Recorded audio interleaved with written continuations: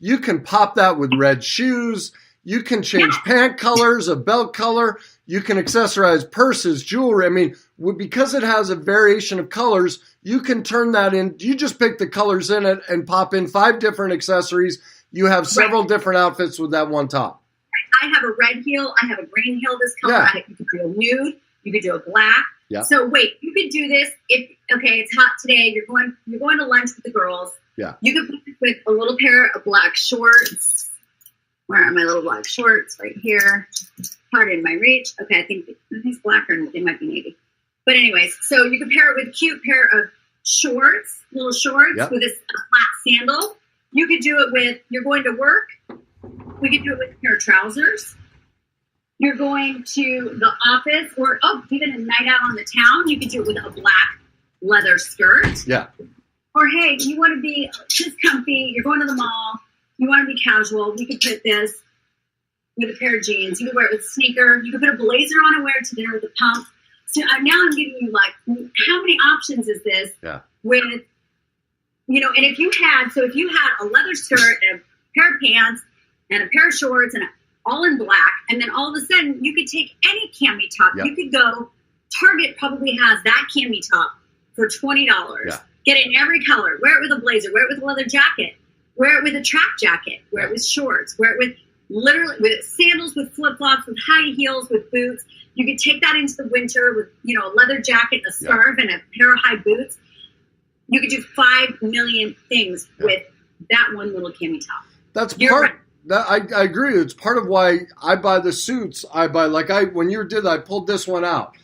It has a slight teal. It has a kind of violet purple to it, a lilac. It has black.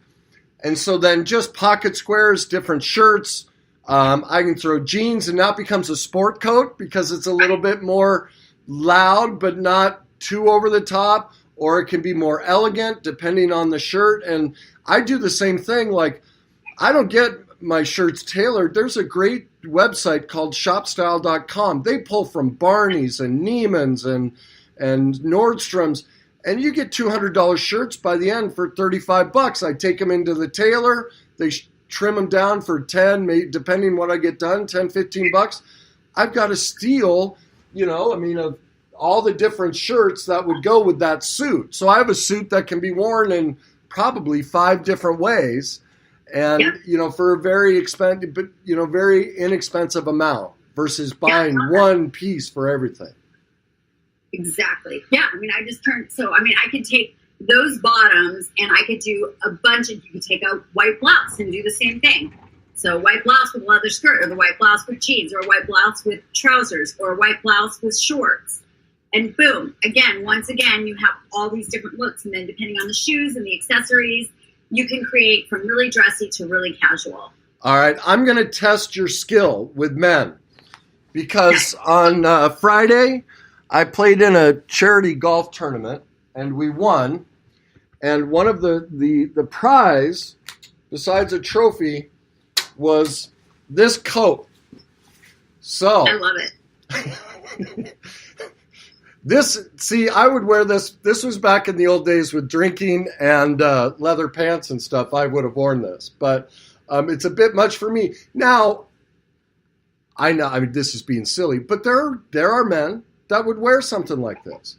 They would love it. Goes back to confidence. Yeah. Hey, you have to, if you own that jacket and you walk in the bar or the restaurant owning that jacket, I think it's fabulous. Yeah. Why not? If it's showing your personality in clothes. Yeah. And I think that's super fun. Yeah. But on the other hand, I do get it. It is a little much. You guys can't see what this jacket looks like.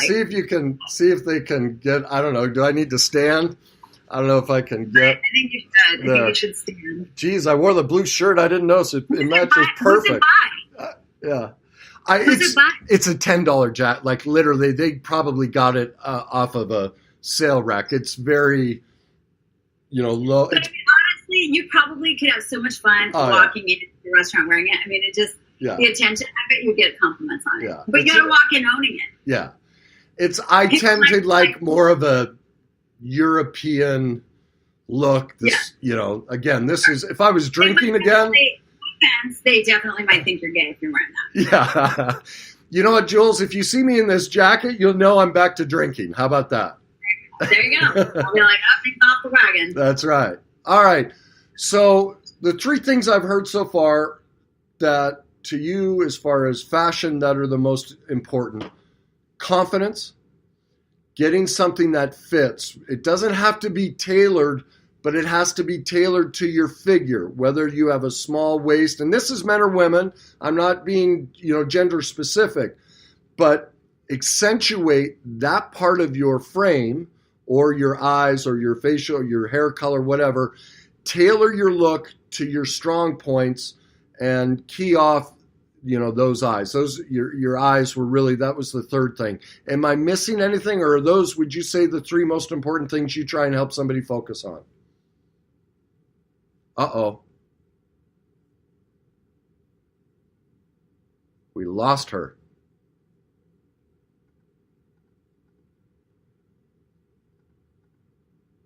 Well, it looks like we lost our guest. Hopefully she can pop back in.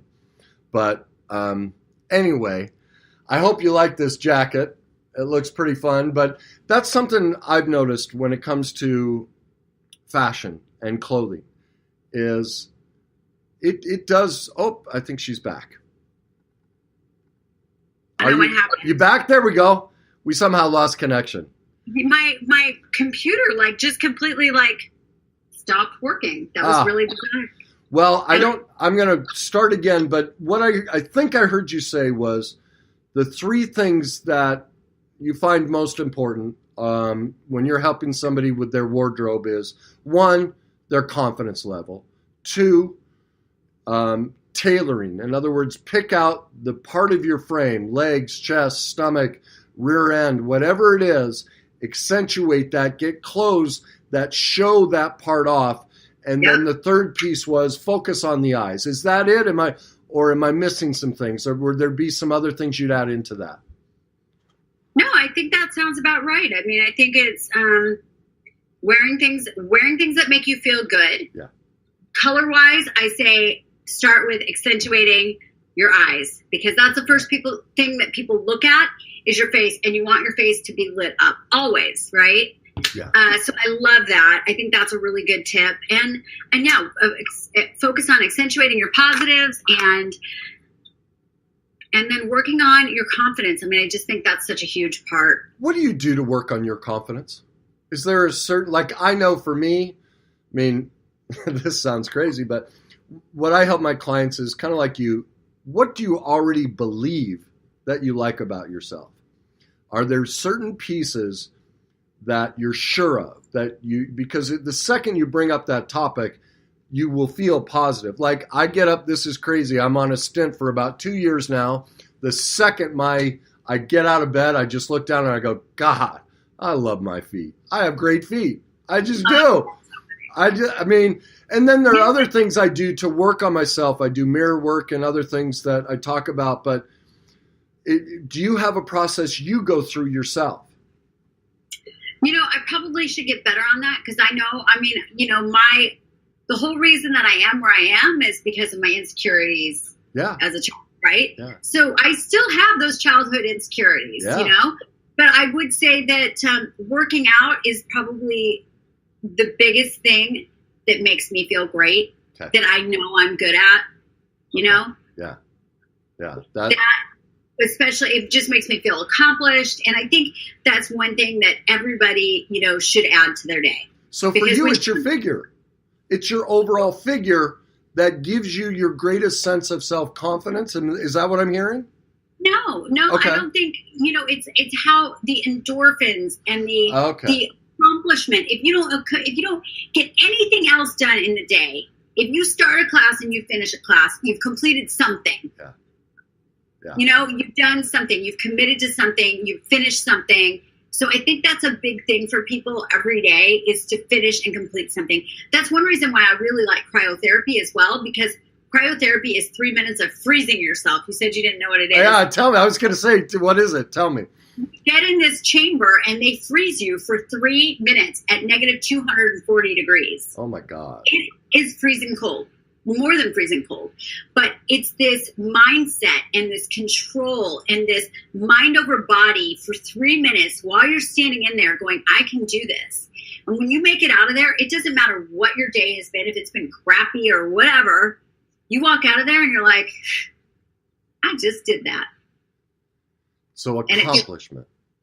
Accomplishments. I think those are huge because they're self-accomplishments. Yeah. It's all about you in that moment. When you finish a class, that class was about you. It wasn't completing something for work. It wasn't, this is an accomplishment for you. Yes. Every day. I love how you accentuated that for you or for me, for the individual. Like I have all my clients start, and I end my day this way every night as I lay in bed and I go, what did I accomplish for me today? Because almost all of us, especially when we're not confident about ourselves, we lay in bed going, God, I didn't do this. I'm a piece of you-know-what. I'm such a failure. That's what we replay is all the ways we failed ourselves throughout that day. And I don't care how bad your life is in the moment. If you ask yourself that question, you're going to all of a sudden really start to realize, wait a minute, I took a shower. I got up. I went to work. You're just like, oh my God, I have this huge list. Wait a minute. I kicked ass today and I thought I was worthless. And those are things that we take totally for granted. Yes. That you got out of bed today. Yeah. Actually, getting out of bed today is hard. It is, yeah. So yeah. I always tell people, like, when I'm in pain, because I've been through a lot and I put myself through a lot. And I'm in a wonderful place in my life, but that doesn't mean I don't hurt. I hurt tremendously. The difference is I'm okay with it. I know it's there to teach me something, but when I am in pain, where I always go is, what's the smallest thing I can do today to love myself? What is it? And it may be the smallest thing I can do is to wake up and lay on the couch. But I give myself permission like that. That's just how bad I am today. But that's enough. And so I think that's one question that when you're hurting, or it sounds like so many of your clients, the confidence thing of what's the smallest thing you can do today to take a step in that direction. And I kind of think, you haven't said that, but when I hear how you describe how you help your clients, I think inadvertently that's what you're showing them. Is that a fair way of saying it? 100%. Okay. 100%. I always start with the positive. And, anybody that shows up to my class, I don't care what they do in a class, you are 99.9% ahead of the rest of the population just for walking in my room today. Yeah. So there you go. I have 2 questions left. Is there something I haven't covered that you really want to get across to people? I think that people I don't know if it's a question or it's just a comment. I think that people don't listen to themselves enough. They don't listen to that fire burning inside of them that wants to do something. And I think that people really get beat down and listen to everybody say, oh, you can't do that. Oh, you can't do that. Oh, you can't. And we don't do these things. And so, gosh only knows what kicked my butt to burn the fire to say, go out and start Lifestyle Jules. That was a great idea. It was like one of those, like, I don't even know. And when I started, everybody was like, what are you doing? You look like a fool. What are you doing? I heard that so much. Like, what are you doing? But I have to do a shout out to my friend Brent, who has been my biggest supporter all along. And he's become my friend because he came up to me at the gym one day and he goes, I see what you're doing. And it's genius.